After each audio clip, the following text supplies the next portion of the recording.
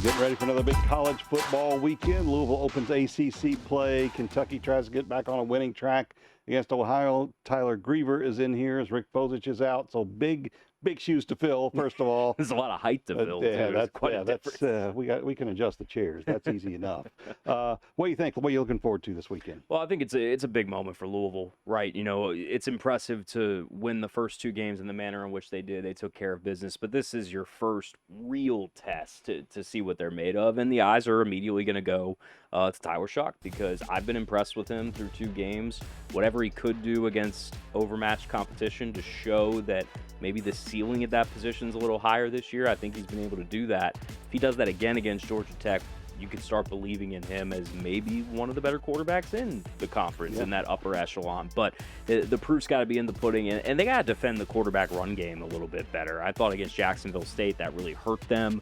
Georgia Tech can employ that if it wants to. So those would be the two things that jump out to me about that game. Yeah, and it could be an advantage having that week off and all that prep time. But given that they haven't played anybody legitimate yet, and you got the week off, and Georgia Tech's in their fifth game, third in the ACC, it's almost a detriment having that time off. That's why they're Louisville's favored 10.5. I like them to win. I don't know that they'll cover that 10.5, and then we'll see what happens going into Notre Dame. Kentucky's got Ohio coming in. They're a much bigger favorite. They're coming off of a very impressive loss to Georgia, but they got to get some things together, primarily scoring a touchdown. Yeah, the offense, sometimes we don't have to get too deep into the analysis, right? Like the offense just is not doing enough right now. And it was a fear of mine coming into the season for Kentucky that you have another new quarterback, another new offensive coordinator, and practically no time to really adjust because the competition didn't allow it.